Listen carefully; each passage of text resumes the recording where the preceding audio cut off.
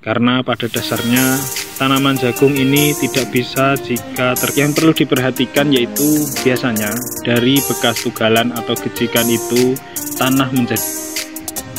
Cara mengatasi hal tersebut yaitu tanah yang ditugal atau digejik padat sebaiknya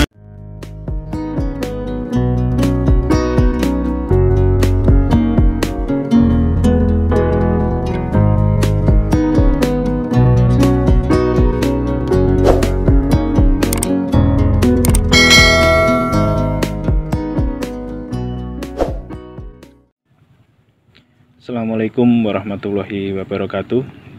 Selamat pagi, salam sejahtera untuk sahabat tani semuanya.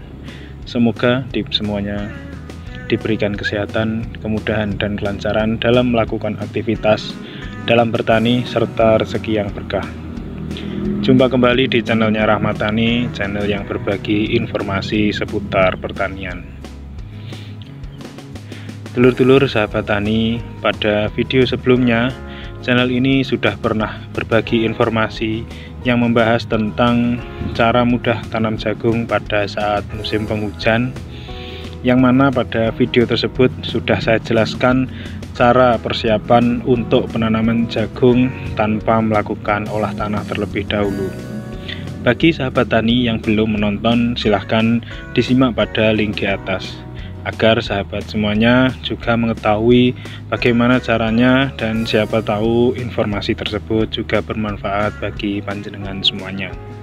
Pada video ini channel Rahmat Tani akan berbagi informasi kembali yaitu terkait tentang teknik pengolahan lahan untuk tanaman jagung.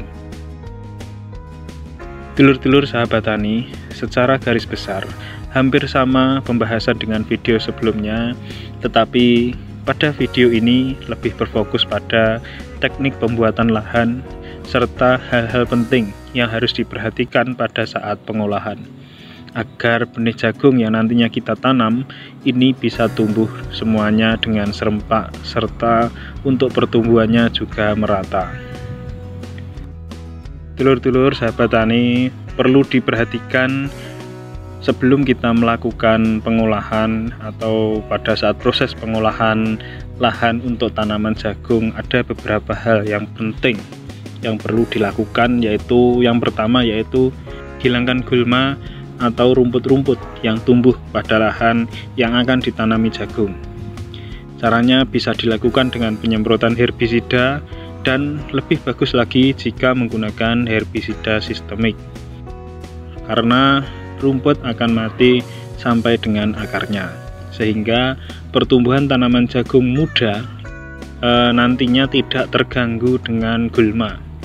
Nah, contoh herbisida sistemik diantaranya ada glifosat, sulfosat, polaris, ada Roundup, ada Toxdan, dan lain-lain. Kemudian yang perlu diperhatikan untuk yang selanjutnya yaitu pemerataan lahan.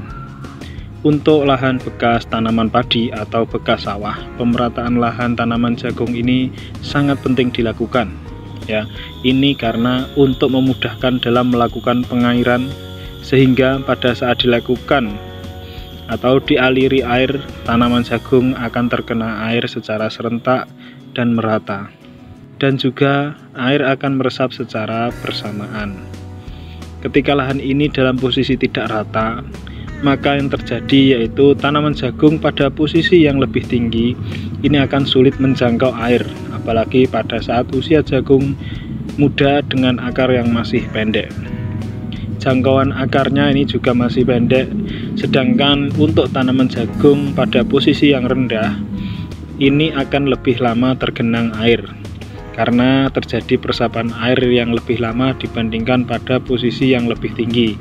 Hal ini yang akan membuat tanaman jagung kita menjadi kerdil. Selanjutnya yang ketiga yaitu membuat saluran atau got yang dalam.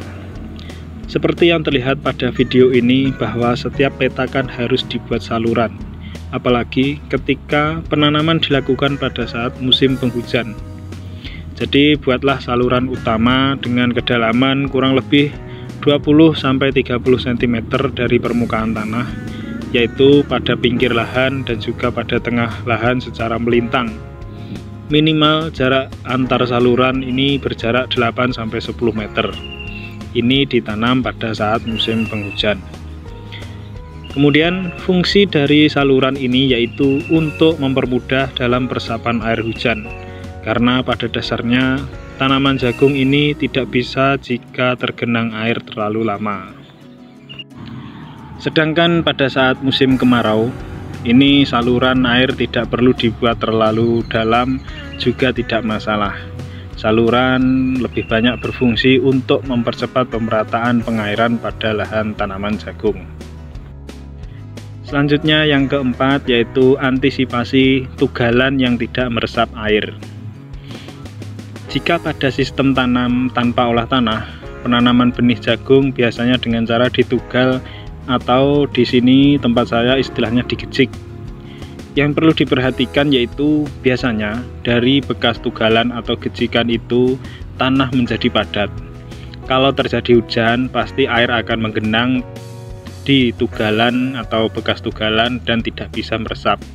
Nah, jika kemudian benih jagung dimasukkan atau ditanam pada bekas tugalan tersebut yang padat, maka yang terjadi benih itu tidak akan tumbuh karena akan busuk tergenang air, atau bisa tumbuh tetapi mungkin pertumbuhan selanjutnya pasti tidak akan normal atau kerdil.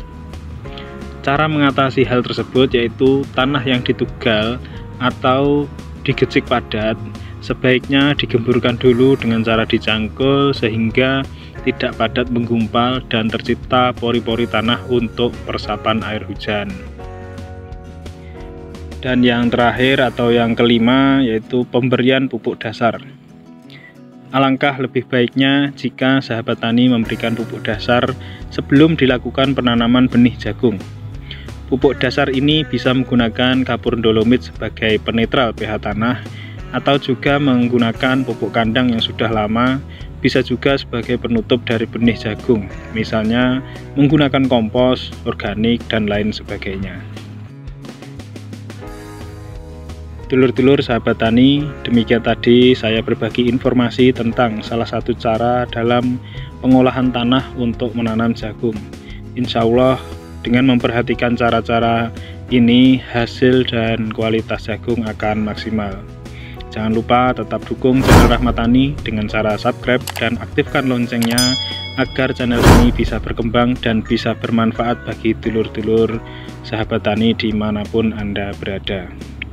Jika ada pertanyaan atau ada pendapat lain, silahkan tulis di kolom komentar.